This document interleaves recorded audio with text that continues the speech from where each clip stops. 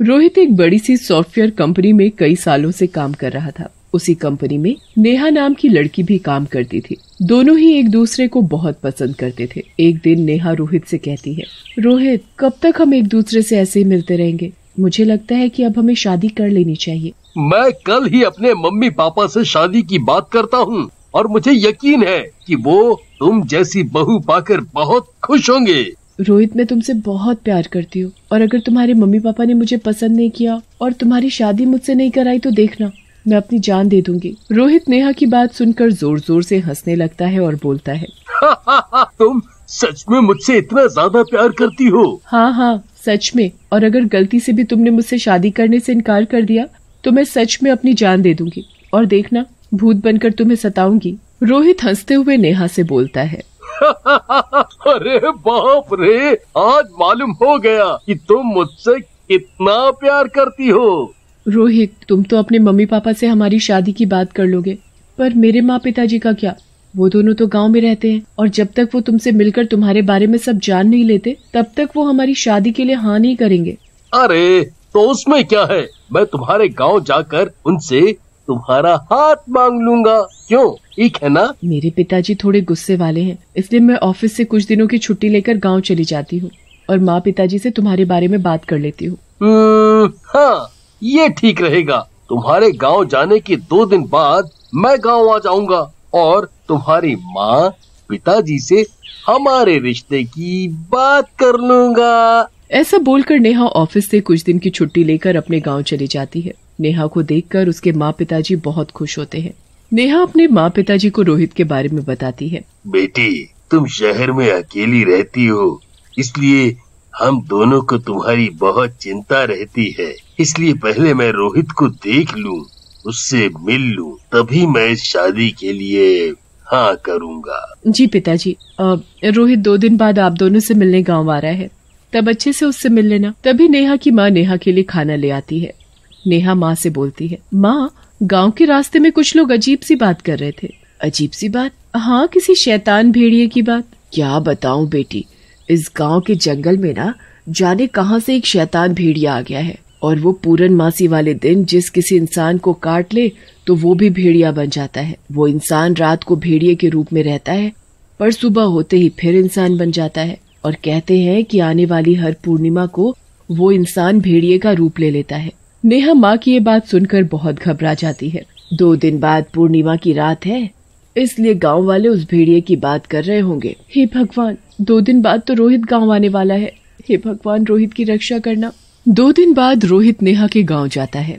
गांव पहुंचते हुए उसे काफी रात हो जाती है और रोहित जंगल में अपना रास्ता भटक जाता है कि तभी जंगल में से उसे भेड़िए के जोर जोर से चिल्लाने की आवाजें आने लगती है। रोहित बहुत डर जाता है कि तभी सामने से एक भेड़िया आता दिखाई देता है।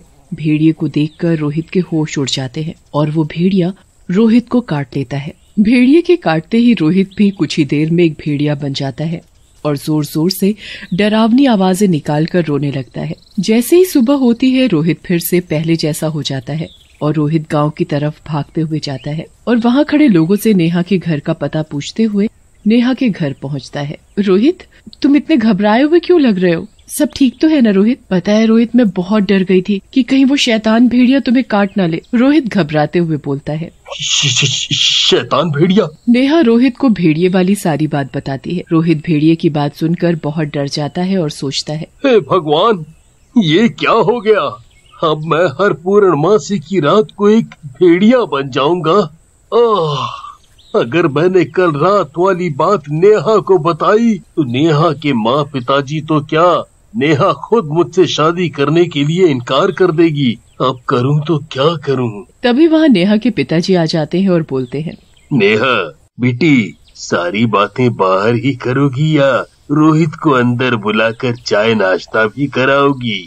फिर नेहा के पिताजी चाय पीते पीते रोहित से बात करते हैं और कुछ ही देर बाद बोलते हैं, नेहा बेटी, मुझे रोहित पसंद है। फिर अगले ही दिन दोनों खुशी खुशी शहर के लिए निकल जाते हैं। शहर पहुंचते ही रोहित नेहा को भेड़िए वाली बात बताता है। नेहा, पूर्णमासी की रात मुझे जंगल में भेड़िए ने काट लिया था और मैं भी एक भेड़िया बन गया था और तुमने बताया कि वो भेड़िया जिस किसी को भी पूर्णमासी की रात को काट लेता है वो आने वाली हर पूर्णिमा को भेड़िया बन जाता है।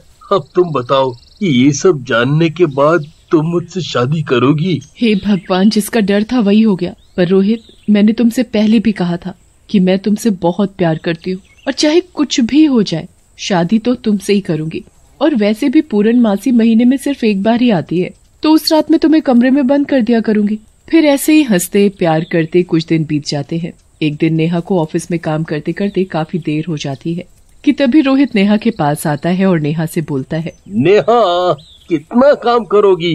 टाइम देखा है, रात के 11 बज रहे हैं, घर नहीं जाना क्या? बस रोहित, 5 मिनट और। फिर काम खत्म करके दोनों ऑफिस से बाहर आते हैं। रोहित नेहा को अपनी कार में बिठाकर उसे घर छोड़ने के लिए जाता है कि तभी नेहा को याद आता है कि आज तो पूर्णमासी है। नेहा रोहित से बोलती है, रोहित, मैं तो भूल ही गई थी कि आज तो पूर्णमासी है। रोहित घबराते हुए बोलता है, हे भगवान, अब तो आधी रात भी होने वाली है। रोहित कार रोकता है और कुछ ही देर में उसके चेहरे का रंग बदलने लगता है। उसके बड़े बड़े दांत निकलने लगते हैं और वो धीरे धीरे भेड़िए के रूप में बदलने लगता है। रोहित कार से बाहर निकल आता है और नेहा से बोलता है, नेहा, मेरा अपने ऊपर काबू नहीं है, इसलिए कुछ भी हो जाए तुम कार से बाहर मत निकलना।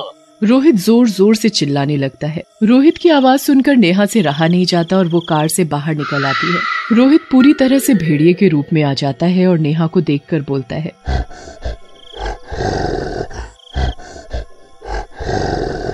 बहुत दिनों से प्यासा था, अब मैं तुझे मार कर तेरे खून से अपनी प्यास बुझाऊंगा। अरे अरे रोहित, मैं तो तुम्हारी नेहा हूँ ना, फिर तुम मेरा खून कैसे पी सकते हो? और कुछ दिनों बाद तो हम दोनों शादी करने वाले हैं, फिर तुम मुझे कैसे मार सकते हो? भेड़िया नेहा की एक भी बात नहीं सुनता और उसे मारकर उसका खून पी जाता है और फिर डरावनी डरावनी आवाजें निकालने लगता है। कुछ देर में सुबह हो जाती है। रोहित अब अपने रूप में आ जाता है और नेहा को मरा हुआ देखकर बहुत घबरा जाता है। रोहित जल्दी से कार में बैठता है और अपने घर में पहुंचकर अपने आप को कमरे में बंद करके जोर जोर से रोने लगता है। कुछ देर बाद उसे अपने कमरे में एक डरावनी चुड़ैल दिखाई देती है, जिसे देखकर रोहित के पसीने छूट जाते हैं। हे भगवान, अब ये डरावनी चुड़ैल कहाँ से आ गई? रोहित, मैं तुम्हारी नेहा हूँ।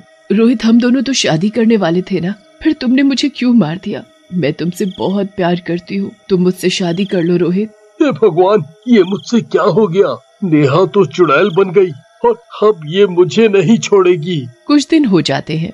नेहा चुड़ैल के रूप में रोज रोहित को दिखाई देती थी और उससे शादी करने के लिए बोलती थी, जिस वजह से रोहित बहुत परेशान रहने लगा। एक दिन परेशान होकर रोहित एक तांत्रिक बाबा के पास जाता है और उसे सारी बात बताता है। तांत्रिक बाबा ध्यान लगाते हैं और फिर रोहित से बोलते हैं, नेहा तुमसे बहुत प्यार करती थी और उसकी एक ही इच्छा थी और वो इच्छा थी तुमसे शादी करना, और जब तक तुम उससे शादी नहीं कर लेते वो ऐसे ही चुड़ैल बनकर भटकती रहेगी। बाबा, अब मैं क्या करूं? मेरी तो कुछ समझ नहीं आ रहा। बाबा, अब आप ही मेरी कुछ मदद कर सकते हो। बाबा, कुछ ऐसा करो जिससे कि मुझे चुड़ैल और भेड़िए के कांटे से मुक्ति मिल जाए और मैं फिर कभी भेड़िया ना बन सकूं। इसके लिए हमें पूर्णमासी का इंतजार करना होगा। कुछ दिन बाद पूर्णमासी आती है और रोहित तांत्रिक बाबा के पास जाता है। बाबा अपनी शक्ति से चुड़ैल को वहाँ बुला लेता है और जैसे ही आधी रात होती है रोहित का शरीर भेड़िए के रूप में बदलने लगता है। रोहित चुड़ैल से बोलता है, नेहा, मेरा शरीर भेड़िए के रूप में बदल रहा है, क्या तुम अब भी मुझसे शादी करने के लिए तैयार हो? मुझे बस तुमसे शादी करनी है। फिर तांत्रिक बाबा मंत्र पढ़ते हैं और चुड़ैल की शादी भेड़िए से करा देते हैं। जैसे ही शादी हो जाती है चुड़ैल को मुक्ति मिल जाती है और वो हमेशा के लिए वहाँ से चली जाती है। पर तांत्रिक बाबा जोर जोर से मंत्र पढ़ते रहते हैं और कुछ ही देर में रोहित भी अपने सामान्य रूप में आ जाता है। रोहित बाबा से बोलता है, बाबा, अभी तो सुबह भी नहीं हुई है, फिर मेरा शरीर भेड़िए के रूप से ठीक कैसे हो गया? मेरे मंत्रों की शक्ति ने तुम्हें उस भेड़िए के कांटे से मुक्त कर दिया है और अब तुम कभी भी भेड़िए के रूप में नहीं आओगे। रोहित बहुत खुश होता है और तांत्रिक बाबा का धन्यवाद करता है।